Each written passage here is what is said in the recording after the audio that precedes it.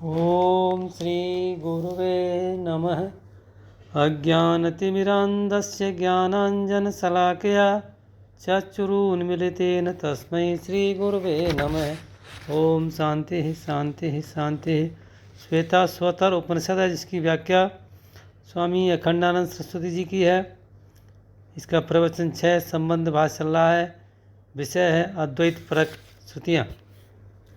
ब्रह्मज्ञानी के हृदय में कर्म अपने संस्कार उत्पन्न करने में समर्थ नहीं होते। कोई काम अच्छा करने से उसकी वृद्धि नहीं होती और बुरा काम करने से उसका ह्रास नहीं होता, क्योंकि कर्म के करणों से माने इंद्रियों से, हाथ पांव आदि से, और कर्म के कर्ता से, और कर्म के भोक्ता से, और कर्म के फल से, और कर्मजन्य अवस्थाओं से उसका कोई संबंध नहीं है। यहाँ तक कि उसके लिए ये सारी चीज़ें मिथ्या हो गई हैं, बाधित हो गई हैं। इसलिए न लिप्यते कर्मणा पाप के न, पाप और पुण्य दोनों कर्मों से उसका लेप नहीं होता। तत्वज्ञानी की दृष्टि से, ऊंची दृष्टि से देखें तो संसार में जिसको पुण्य कहते हैं वह भी ब्रह्म ज्ञान की दृष्टि से पाप ही होता है। क्यों? क्योंकि ब्रह्म ज्ञान की एक ही दृष्टि है। या तो कहो कि पाप पुण्य दोनों नहीं, और केवल परम ब्रह्म जो परमात्मा है वही आत्मा है, एकमात्र सत्य। और या तो ब्रह्म ज्ञान में बाधा डालने वाले जो पुण्य हैं सो भी पाप हैं, क्योंकि वे तो स्वर्ग में ले जाने वाले हैं, और ब्रह्म ज्ञान से वंचित कर दे वे भी पाप हैं। ब्रह्म ज्ञान में न ले जाने वाले पुण्य कर्म भी पाप हैं। ब्रह्म ज्ञान में न ले जाने वाले पुण्य कर्म भी पाप हैं, क्योंकि ब्रह्म ज्ञान में बाधक हैं। समाधि वाले कर्म और इष्ट लोकों में ले जाने वाले कर्म भी ब्रह्म ज्ञान में बाधक हैं। अपने इष्ट में, अपनी निष्ठा में, अपने गुरु में जो अंतर डालने वाली वस्तु होती है उसी को पाप बोलते हैं। हम जिस रास्ते से जहाँ पहुँचना चाहते हैं उसमें जो बाधा डाले वह पाप हो गया।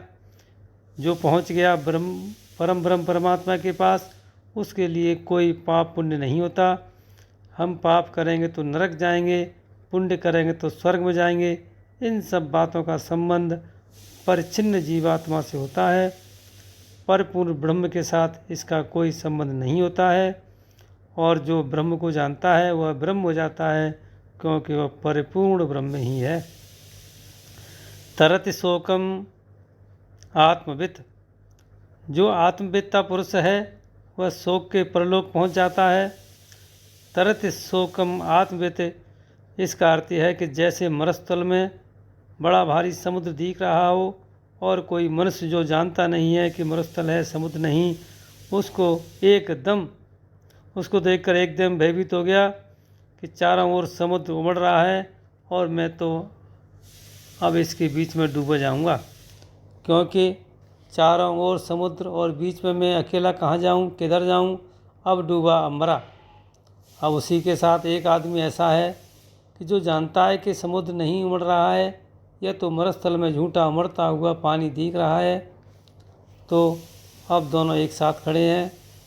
एक उस उमड़ते हुए समुद्र के पार पहुंच गया है और एक उस उमड़ते हुए समुद्र में डूब उतर रहा है। दोनों साथ ही साथ खड़े हैं और दोनों आदमी ही हैं। ये क्यों? एक जानता है कि दूसरा नहीं जानता। जो जानता है वह समुद्र के अधिष्ठान मरुस्थल को पहचानता है। एक एक चप्पे ज़मीन का उसको पता है, यह कहाँ रास्ता है, यह यहाँ सीमा है, यह यहाँ गड्ढा है, यह जल सूर्य की किरणों की चमक है। सारी बातों को समझता है, इसलिए वह मरुस्थल उसके लिए समुद्र नहीं है, डूबने की जगह नहीं है। इसी प्रकार यह जो शोक का समुद्र उमड़ रहा है संसार में, राजा दुखी प्रजा दुखी, साधुन के दुख दूना, कहे कबीर सुनो भई साधो, एक भी घर नहीं सूना। राजा दुखी है कि हम व्यवस्था कैसे करें, प्रजा दुखी है कि हम इतने उद्दंड शासन से मुक्ति कैसे प्राप्त करें, और परोपकारी साधु लोग हैं वे दुखी हैं कि हाय हाय राजा और प्रजा दोनों को हम कैसे सुधारें। साधु तो परोपकारी लोग हैं, बड़े अच्छे सुधरे हुए लोग हैं। इसके साथ ही सत्संग को विराम देता हूँ भगवान। ओम शांति शांति शांति।